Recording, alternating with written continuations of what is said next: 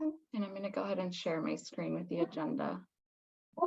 Wonderful. Thanks, Selva. And if you're just joining us, please, as usual, put your name and site location in the chat box for us so that we can take attendance. And Elva, that looks great. So to start with, just want to welcome everybody. And if you would, something a little fun, throw in the chat something that you're looking forward to doing this summer. Now, this could be personally or with your students.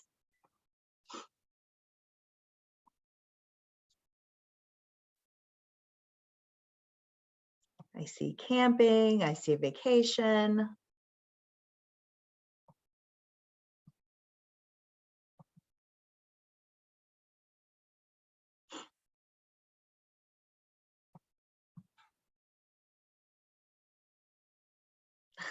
Vic's taking a long vacation or needs a long vacation. Hope you're taking a long vacation.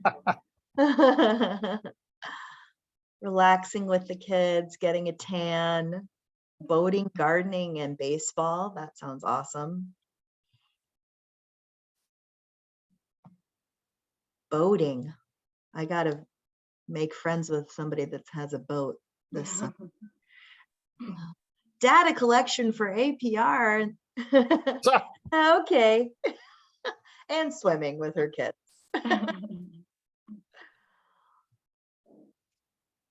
Oh, cool, Billy. She's got some new programs and vacation, San Diego. Nice, nice, nice, nice.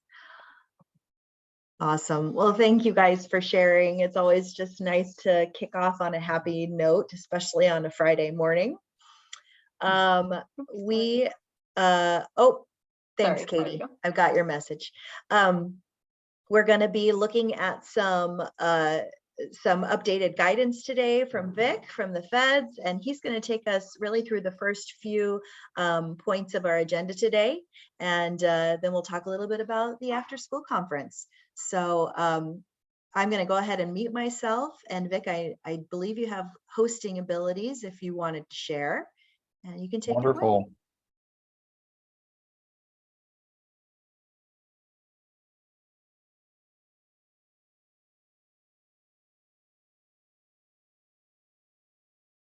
Here it is.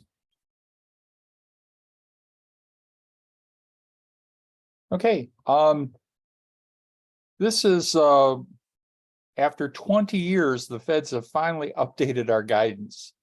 So we're just going to take a quick look at some of the major things today, but then we're going to go and do a deeper dive into some specific areas.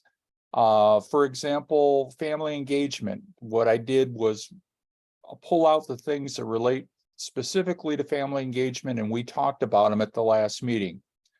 And we'll do that with evaluation as well. We'll go and do a deeper dive. And with you guys, we'll go over some other areas that are in here. It's a 37-page draft, and it's still open for public comment until the middle of June. And I have a few things I want to suggest, but over the years, this is a culmination of various state conversations, and hopefully you guys that have been here a while can see that the things I've been warning you about for years, they're embedded in this document. So the very first, what is a community learning center?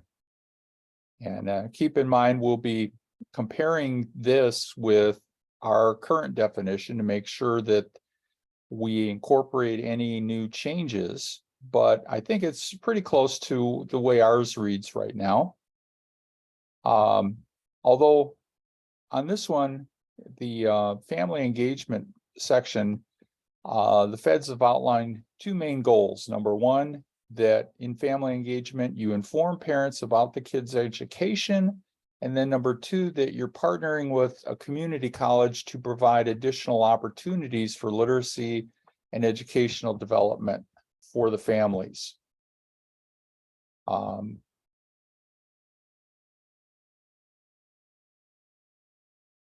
and down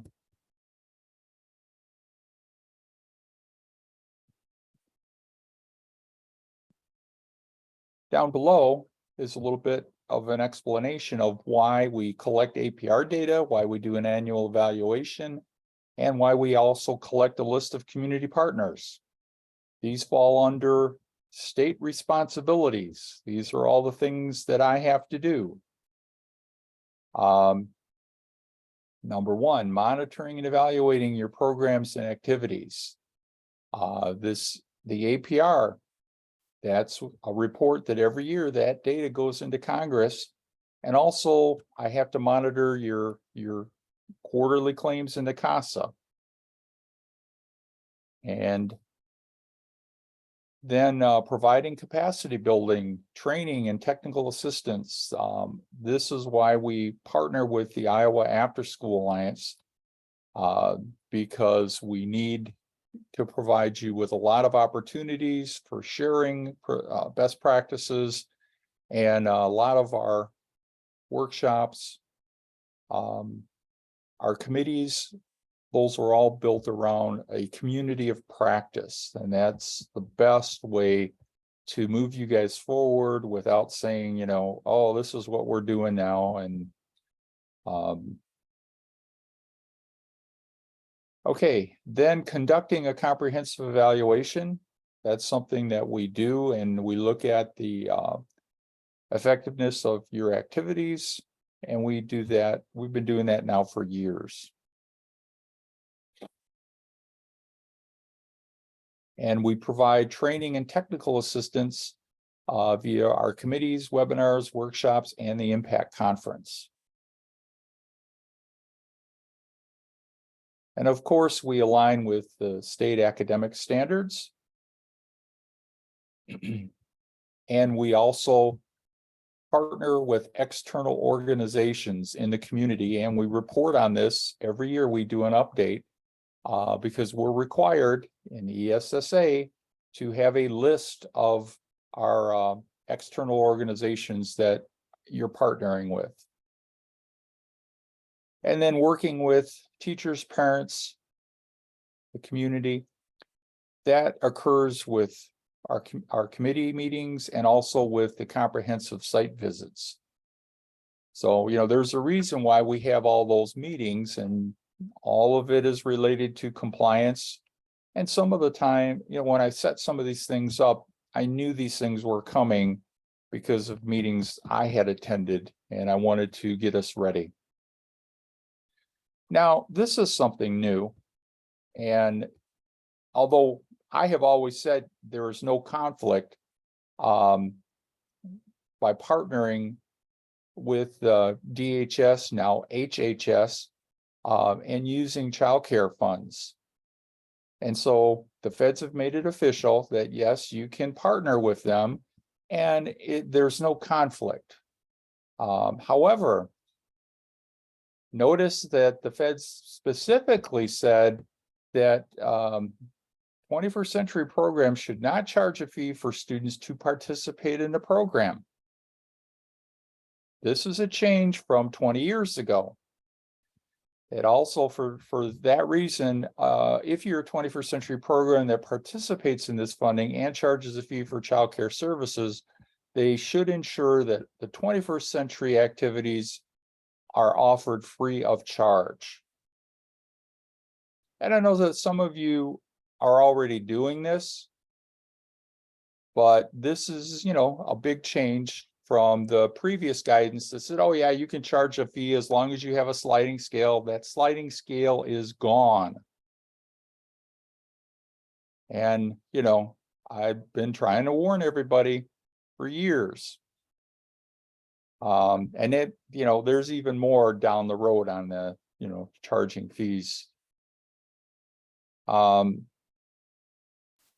Take a look now at the effectiveness of a program. You know, they want us to have assessment of our data. They want us to have performance measures.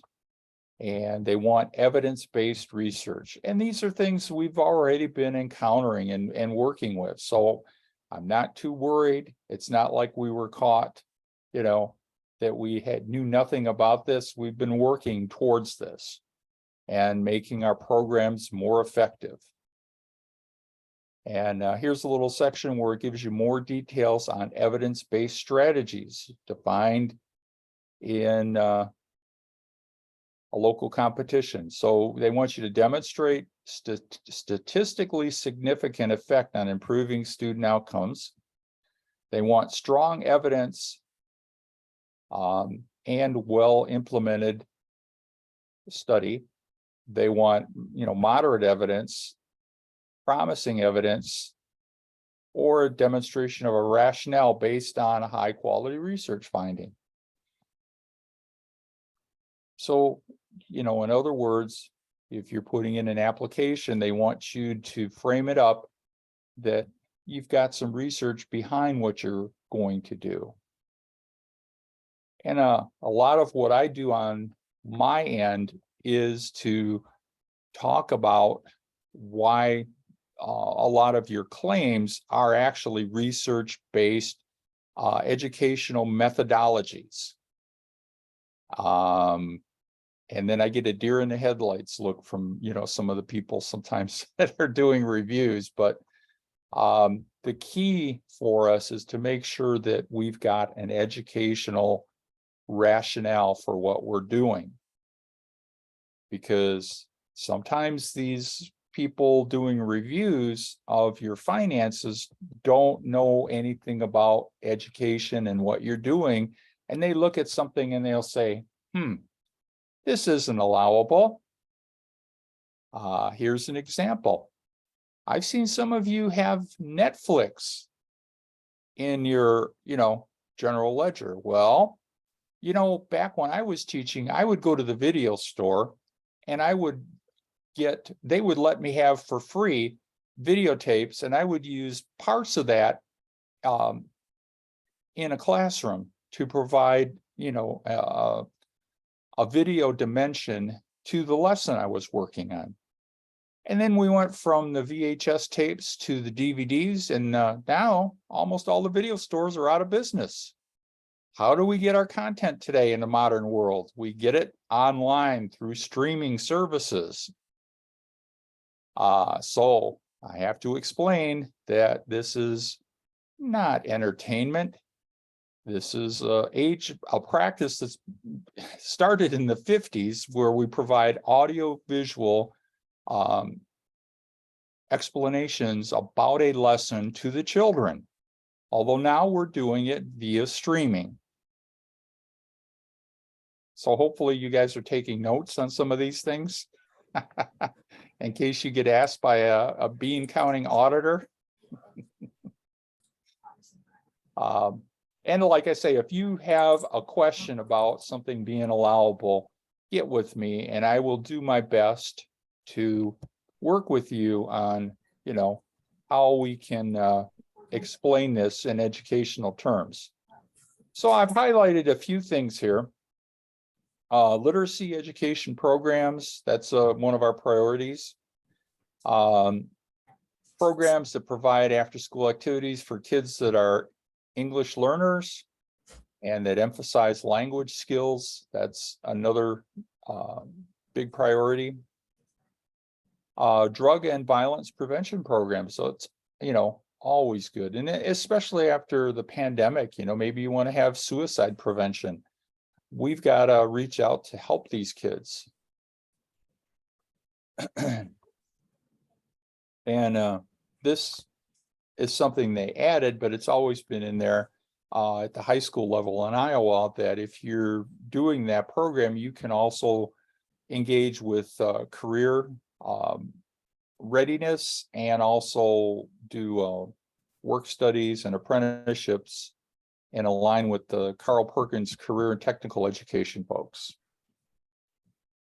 So there's quite a few significant changes on that. And there's a section, if you're running a middle school and high school program, on how you can take advantage of that. Now in Iowa, we want you to have a student advisory group for middle school and high school. And we check on that on a comprehensive site visit because I want to meet with those kids and talk with them. But that has dividends for you well before my meeting, you know, because kids then have a voice in the programs and can provide a measure of leadership experience to them. And that's a requirement of the grant. So make sure that if you're doing something at the middle school and high school, you set up a student advisory and have regular meetings and get input from these kids. You know, when a child drops out of school, it's because they feel that the school doesn't listen to them and that, you know, they become not only disenchanted, but they feel that staying in school will not help their future. So, you know, this is one little thing that you can do to give these students a voice. And of course, we can use 21st Century Funds to support services to family members. Things like you may have a credit union that wants to do, you know, financial literacy session. And you could bring in Hy-Vee to do health and wellness, you know, healthy eating. And, you know, there are some things you couldn't do without being supplanting what the community college does. But they do offer a wide array, and you may want to even ask them. They may have somebody that can do financial literacy or some of these other things that families may need. Even parenting classes, that's something that you could do to support your families. Okay, are field trips allowable? Well, if you've been in Iowa, the answer has always been yes. Some states don't allow field trips, and now they're going to have to change. However, notice that the cost must be reasonable and necessary, and an SEA has discretion in approving the field trips. Well, you know, I have enough stuff to do. I believe that I can trust all of you to determine a good field trip. And we have a guide to field trips. So you don't have to send me a request for each field trip you do. I'm going to leave that to the person that, when I retire, takes over. Okay. This is one of my big wins, because, you know, I've been saying this for years.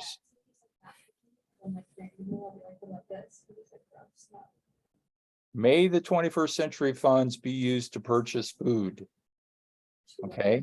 Subgrantees are encouraged to participate in the USDA food and nutrition programs that provide meals and snacks to the families outside of the school day. And there's a couple of funding streams that are unique just for us. Now, however, there may be times when students and families participating in the 21st Century programs during normal meal or snack times and food is not otherwise available. For example, it may be necessary to provide dinner during a parent engagement activity that is scheduled during the evening hours to encourage participation. Sounds like they took notes when I was talking at some of these meetings. 21st Century Funds may be used for food costs if they are reasonable, necessary, allowable, and allocable as defined by the uniform guidance. So that's a huge win for Iowa. And keep in mind that there's tons of research and more every day that providing students with good nutrition helps their brains to develop. They already know that that's why they've started providing the school lunch, and that's why they started providing the school breakfast. So we're building on top of that by saying, you know, the kids are staying in school longer. We need to provide them with a snack and a full meal.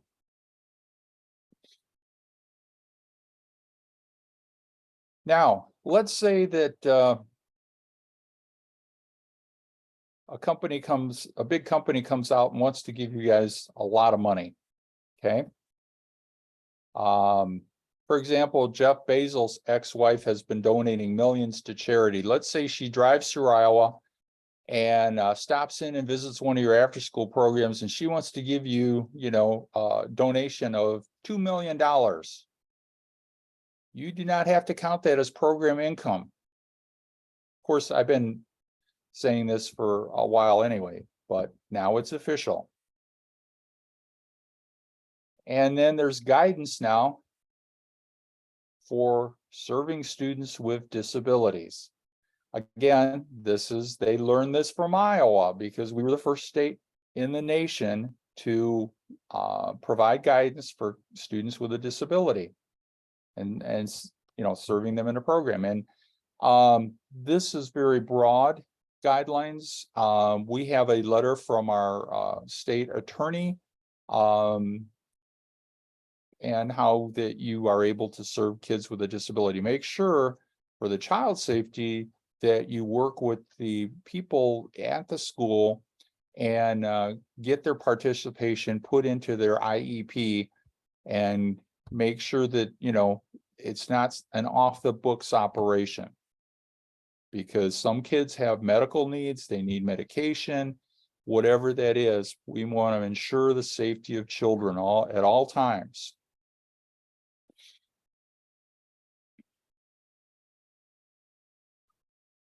Okay, so here's something that I've been warning you about for years. Program income. Now, we've already implemented that on our claim spreadsheet. So the program income that you earn is deducted from your claim. And that's a requirement, a federal statutory requirement that changed, a couple years ago. And this was not, I had our finance people review it, and they actually modified the spreadsheet for me. So it's not something that, I sat there and said, well, I don't want these programs charging fees. I'm going to, fix them. That's not how it went. I'm actually a supporter of, you guys should have as much control as possible. However, when, they're going to change things on the federal level, we want to make sure that we're not getting ourselves into trouble. Now, the way the feds define this is program income could be something like a car wash, bake sale, something that kids are doing that they're okay with. The thing that they're not okay with is charging parents for a fee because for children in poverty to attend a program. That is something they're really clamped down on, and you'll see that in the language on this.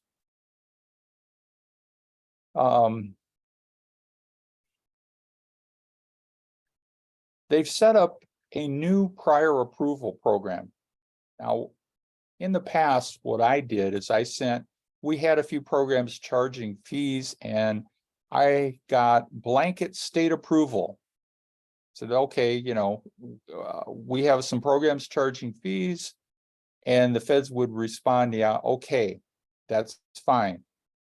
Now there's a big change. The feds want to individually approve each particular program that wants to charge a fee to generate program income. It's a lot more paperwork and documentation than in the past. And in the next section here, the feds have stated they consider it unreasonable to charge a fee for participation in a program. Not only that, they want to know who's out there trying to charge a fee, and you're opening yourself up to a federal audit by doing this, which I don't recommend. That could be even worse than an IRS audit. I just went through one that I thought was supposed to be friendly, and yeah, they found a bunch of stuff only because they didn't read what I had submitted. But so notice that, and they're quoting some provisions of the ESSA, that it is generally unreasonable for a subgrantee, which is you guys, to charge a fee for students to participate in a program in order to generate income. Families of such students are likely not to be able to pay a fee, however nominal. And so then they say, you know, to participate, a subgrantee wants to charge fees, they must request prior written approval from the department, which means the U.S. Department of Education, through the SEA for program income. And the department will carefully scrutinize such requests. Well, let me recommend that you do not want the U.S. Department of Education carefully scrutinizing your request. And anyway, they pretty much said that you know, they consider it unreasonable. So they've set up a process where you will have to do a bunch of paperwork, you'll get on their list, and they will probably tell you, no, your application is not approved. I mean, add 2 and 2 together from this. They didn't want to come right out and say, no, you can't charge fees. So they set up a very lengthy process to make it very difficult, to say the least. Okay, evaluation and monitoring. I'm just going to go over this lightly. We're going to go over it in more detail on the evaluation committee. So we must conduct the comprehensive evaluation of programs, and we've been doing that for years. It's been very successful. You guys have really learned a lot about evaluation, and your evaluations have improved over the years, and I'm very happy about that. And here's local evaluation requirements. You have to use the results of the evaluation to refine, improve, and strengthen your program. And I see a lot of you have done well in that section. And some of you, need to make sure that your local evaluator is writing up some recommendations for improvement of the program. We have a section in the template for that.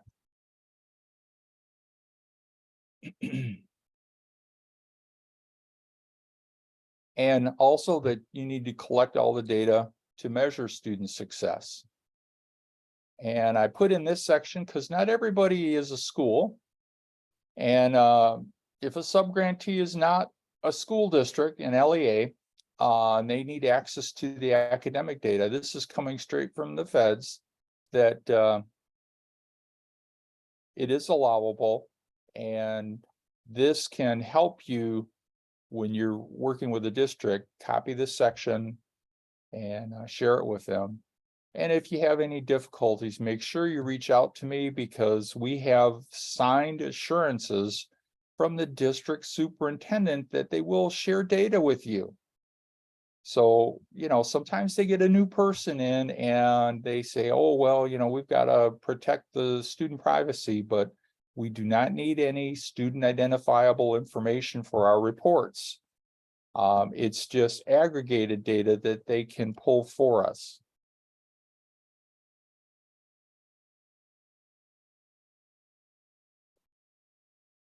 So in here, they mention the FERPA and also the guidance on sharing information with community-based organizations. That may be very helpful for you if you are working with a district. And finally, how does the department collect data from the state? That is that wonderful APR system. And I like that we're only doing the data entry now once. We do the part of it in the summer, and then we do part of it in the fall. So that's a lot less of a burden. And anytime we can reduce the burden on you guys, I'm all for that. Now, the very last thing on there was, what is the purpose of a risk assessment of subgrantees? This is coming. There's a risk assessment person that's being hired at the Iowa Department of Ed. And one of the things they're going to be using is CASA to do a risk assessment. I have a spreadsheet now for risk assessment that I will fill out when I do a site visit. Because basically it's a culmination of all the different data. And that's just providing documentation if somebody's not doing what they're supposed to be doing. And that's, once in a while we get something like that occurs. Most of you are doing a fantastic job, and I'm very proud of the successes you've had with kids. And keep in mind, this is just a brief overview of the entire document, and we will be going over this once they come out with the final document. We'll be reviewing it in sections and doing a little bit deeper dive. But I thought I would share this with you today. And I'm gonna close this out now, and I'll send this to Heidi and she can share it with everyone. We won't put the draft up, but we can put up the one that I shared with you, which is just sections of it. Anyone have any questions?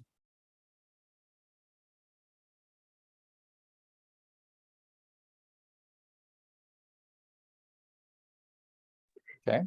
Vic, this is Lynn in Storm Lake. Yes.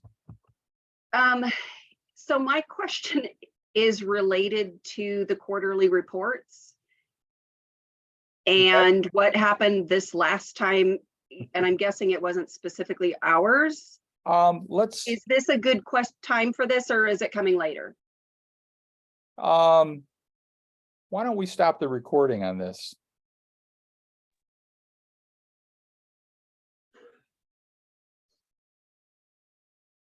All right, it looks like, well, you did already touch on the contract status updates. Oh, but I think you are looking for emails and cell phone numbers from folks? Yeah, if I don't have your email and stuff, it might be just a good idea for everybody to send that in. Just in case I need to get a hold of you, that I've got a number that goes, directly to you. You guys all have my cell phone number. And in fact, I'll type it in the chat because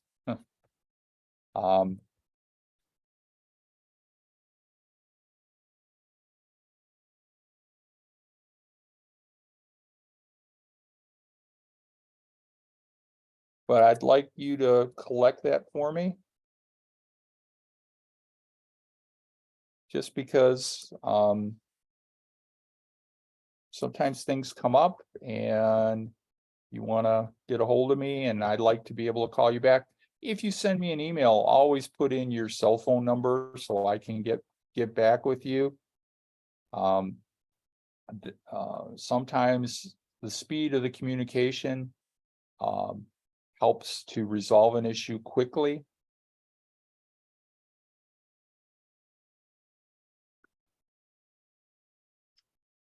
Wonderful. And I think you wanted to touch on comprehensive site visits resuming next year. Yes. This year, I was just doing the regular site visit because we needed to ease in to everything. Plus, I had to do the OSTCP grant site visits. And I got all of those. I think I've done about 16 site visits so far since January.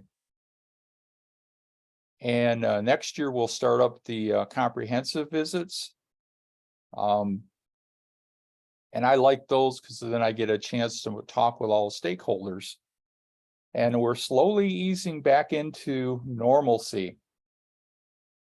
It's been wonderful to go to schools and, see the kids, talk to the kids, see the programs running, and I'm seeing increases in the numbers of kids. We're still not back to normal, but we're getting there, and that's encouraging. Okay, talk about the Impact Conference, Heidi. All right. Well, this is pretty exciting. So we have, oh yeah, there. Thanks, Elva. The save the date. Hopefully you received this earlier this week. Our conference dates this year, September 28th and 29th, Thursday and Friday. We will be at the Holiday Inn Northwest. We have been there before in years past. However, Elva and I went and toured a couple of weeks ago, and they've done all kinds of renovations. It's really beautiful and nice in there. The conference rooms are spacious and comfortable, and I think we're going to have lots of room to spread out. There's also a lot of kind of little lounge areas where people can network in between sessions or before and after the start of the conference. We are working right now on early bird registration option, which will be open here in the next couple of weeks and will be sent to you, 21st Century Programs first. We are also going to have a call for presenters that will be open very soon. And, please remember that best practice presentations are always a priority for Impact Conference. So if there's something that's happening at your site or in your school that's, exceptional that you would love to share on, think about maybe being a presenter this year. And or if it's something that's small that you don't want to do an entire session on, maybe a few people could come together. And Elva and I can help, work through that too with you. If you're thinking, oh, is this something that, might work? Give me a call or shoot me an email and we can troubleshoot it together and maybe come up with some ideas too. We are also taking suggestions for keynote speakers. A couple of suggestions that we're kicking around right now, but we definitely need more options. So if there is someone that you have in mind or someone that you've seen that was really wonderful, please send their information our way. Otherwise, we're just going to work really hard to give you the best conference that we can this year. Any questions?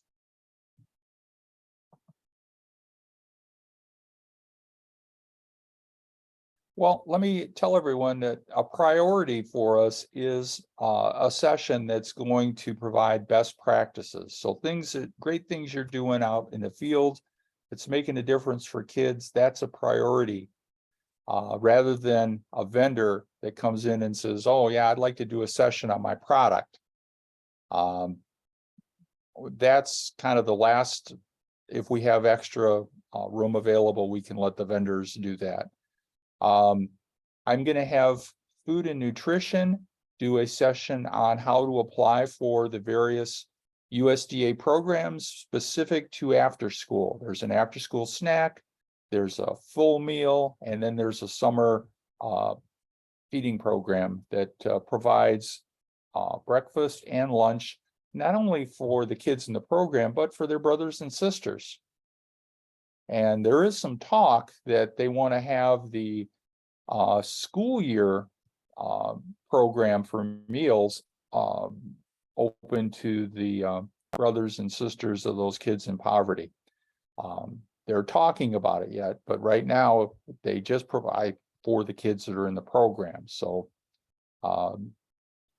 this is encouraging because, those kids in poverty, they need to have a full meal every day if we're going to ensure that they're getting good nutrition. So, and then I've also reached out to our department math consultant about doing a session for easy math lessons that anybody can do for kids. And she's been with the department for years, and she's got some good materials she can share with us, so that would also be good. Yes, indeed. All right, well, that was the last thing we had on the agenda, but I just want to open it up for any additional questions or comments anyone may have.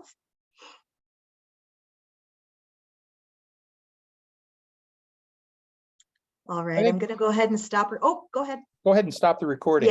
Yes. Okay. Thanks, everybody. Just in case somebody, wants to ask a question.